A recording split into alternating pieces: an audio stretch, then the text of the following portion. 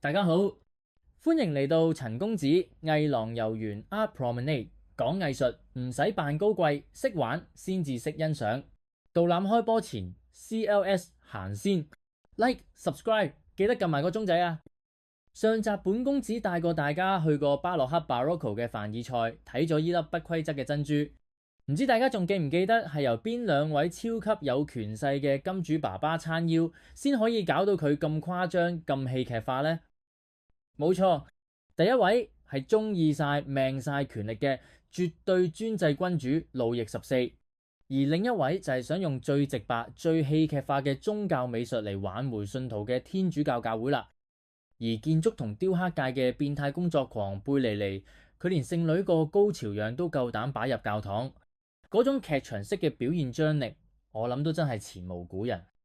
好啦，接住落嚟咧就要同大家踏入今集嘅主題。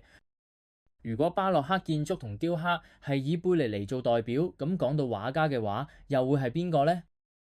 就係佢啦，一個國寶級嘅殺人犯啊！係啊，你冇聽錯啊，係一位國寶級嘅殺人犯。米開朗基羅、梅里西達、卡拉瓦喬、Michelangelo、Merisi da Caravaggio 等等。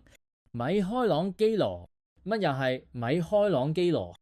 係啊，佢都係叫米開朗基羅。只不過呢位米開朗基羅咧，係因為佢出生喺卡拉瓦喬公爵嘅領地，所以就姓卡拉瓦喬。唔好同文藝復興巨匠嗰位米開朗基羅搞亂啊！呢位米開朗基羅卡拉瓦喬係一個罪犯，但係就非常受歡迎同重視，而且呢個男人嘅肖像仲印咗喺10萬里拉嘅銀紙上邊，足以見到意大利人有幾咁愛戴呢位罪犯啊！呢位大師到底有幾萬料？勁到喺一張意大利銀紙上面，前面係佢個樣，後面就係佢嘅一幅代表作《水果籃》。冇錯，佢喺意大利真係好出名，可以話係同首席巨匠達文西齊名嘅畫家。唔單止意大利，甚至法國都一度將佢嘅作品定為國寶，唔俾拎出嚟拍賣。不過呢個咁勁嘅畫家，係咪會好似文藝復興嗰時啲大師咁文質彬彬、儒雅有禮呢？你睇佢個樣都知啦，真係咪玩啊！佢老豆係米蘭卡拉瓦喬公爵家嘅僕人，所以佢都喺米蘭出世，跟當地嘅畫家學畫畫。滿師之後，雖然獨當一面，不過你睇佢嘅面相，亦都知呢條友仔絕對係個燥底王，火爆到殺人，係真係殺咗人啊！佢嘅黑歷史係點？佢個 file 真係厚過枕頭啊！街頭械鬥、獄警用木棍卜濕貴族。寫臭同行畫家搞到俾人告佢誹謗，長期欠租，仲要用石頭吊爆業主隻窗。去食飯唔滿意個侍應都可以嬲到差啲要殺人，最後真係喺羅馬用劍隊死咗個貴族，搞到被人通緝，懸賞追殺，俾仇家覆桌。着草屠獄咧都已經係家常便飯，佢就係一個古惑仔藝術家。初時佢喺米蘭獄警同襲警被人通緝，就着草去咗羅馬。到步羅馬嗰時，佢嘅成名作就係印咗喺銀紙後面嗰幅水果籃啦，真係畫得好靚，佢自己都相當自豪可以靠畫畫嚟行走江湖。佢就以擅長畫水果嚟做賣點。呢個時期嘅另一幅代表作就係抱水果籃的少年啦。你睇下係咪有少少 cam 地呢？冇錯啊，卡拉瓦喬咧就係有啲中意擦邊球喎。講起佢繪畫嘅特徵，當然係技巧好好啦。其次就係總會有啲鹽花，呢種灑鹽花嘅感覺呢，其實係嚟自佢嘅另一大特徵，極致寫實。佢筆下嘅聖女都畫得非常寫實。我哋先睇下呢幅亞歷山大的聖家大勒納。聖家大勒納係基督教嘅殉道者，相傳佢係俾羅馬皇帝綁喺車轆上面碾壓，然後再被斬頭而殉教。所以只要睇到畫入邊有車輪，就知道畫中嘅女人一定係聖家大勒納。呢種代表歷史或者神話人物嘅標誌叫做詞物 attribute。不過你睇下呢個聖女，佢完全唔似聖女嚟，佢嘅造型就係個普通人啊！呢種真實感就係卡拉瓦喬嘅畫畫特徵。佢筆下嘅聖女大部分都畫得好似當時嘅普通女性。佢就係要話你知，我畫嘅唔係咩神話。就係住你隔離屋個靚女啊！但因為咁，亦令到佢受到巨大嘅非議。大家批評呢個根本唔係歷史上嘅聖女，只係一個普通女人。不過呢，呢個亦都係卡拉瓦喬嘅創新。我哋再睇睇另一幅極具爭議嘅作品《聖母瑪利亞與蛇》。呢幅繪畫一出街即刻辣興好多人，引起相當大嘅非議㗎。聖母瑪利亞同佢阿媽聖安妮係好常見嘅題材嚟，但係佢呢幅畫完全唔係佢嗰個時代嘅畫風咯。點解？大家應該都仲記得當時最大嘅金主爸爸係天主教教會啊，可但係卡拉瓦喬竟然夠膽畫到神聖嘅聖母瑪利亞係一個 double 尾露晒條事業線出嚟。唔單止聖母畫得咁寫實咁有鹽花，連耶穌都一樣咁寫實，畫成係一個喺度放尿嘅死靚仔，梗係俾人喪插啦。好啦，我哋講翻巴洛克繪畫另一個最重要嘅特徵就係光與影嘅強烈對比。卡拉瓦喬初嘅作品都已經有晒呢啲跡象噶啦。佢畫背景永遠都係死黑一塌，唔會點樣落細筆去畫啦。個背景呢，永遠都係得啲黑影嘅咋。但係呢種靠光影對比嚟表達嘅畫法，喺美術界有個專有名詞叫做明暗對照法，即係意大利文嘅 chiaroscuro。意大利文嘅 chiaro 係光，scuro 係影嘅意思。大家記唔記得文藝復興嗰陣有個雲圖法叫 fumato 啊？今次呢個 chiaroscuro 就係玩光同影，一定要記實啊！佢就係利用 chiaroscuro 畫咗好多好有氣味嘅作品。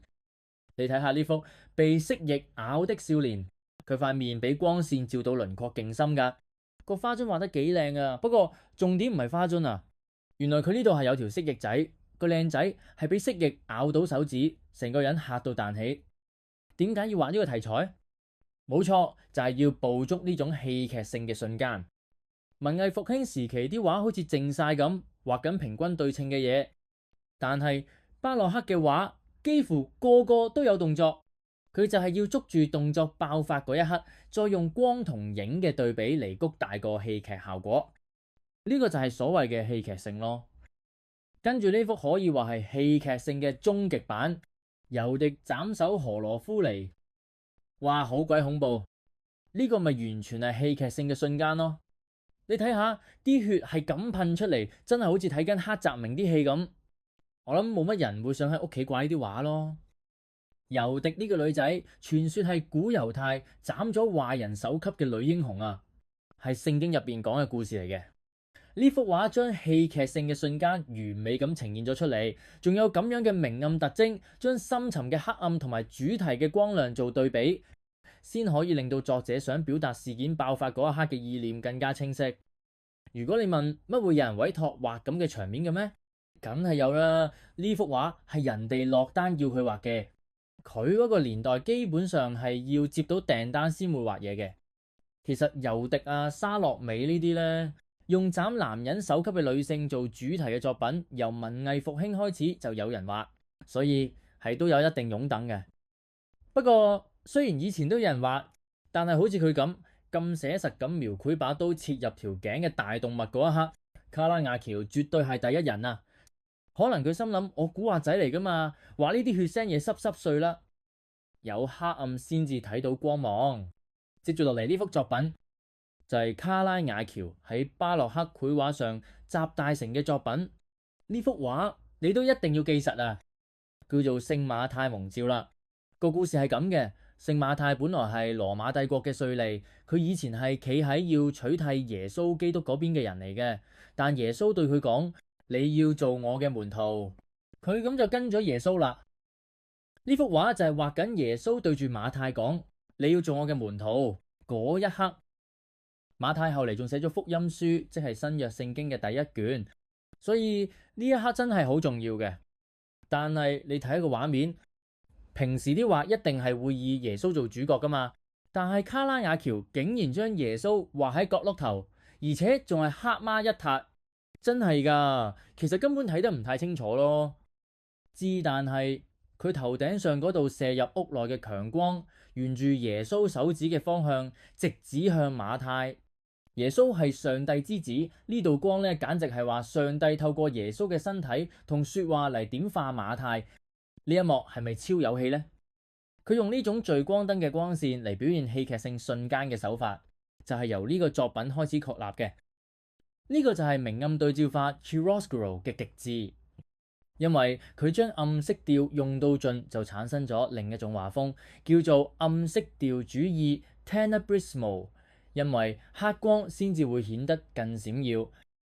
講翻卡拉瓦喬呢一個國寶級天才通緝犯嘅故事，佢嘅作品漸漸受到認同，甚至當時羅馬嘅樞機主教法蘭切斯科都好賞識佢，令到卡拉瓦喬一躍成名。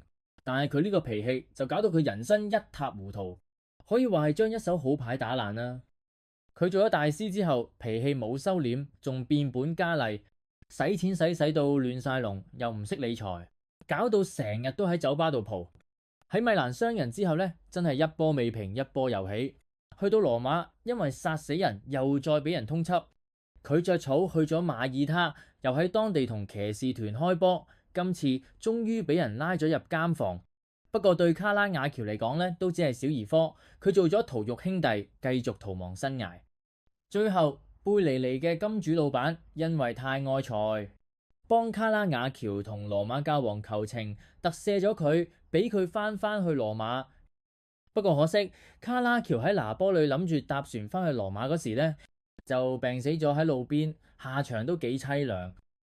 而喺佢人生最後一年畫嘅作品《手提哥利亞頭的大衛》入邊呢，被斬首嘅哥利亞頭腦竟然係佢嘅自畫像，就好似預言自己會慘死喺街邊咁。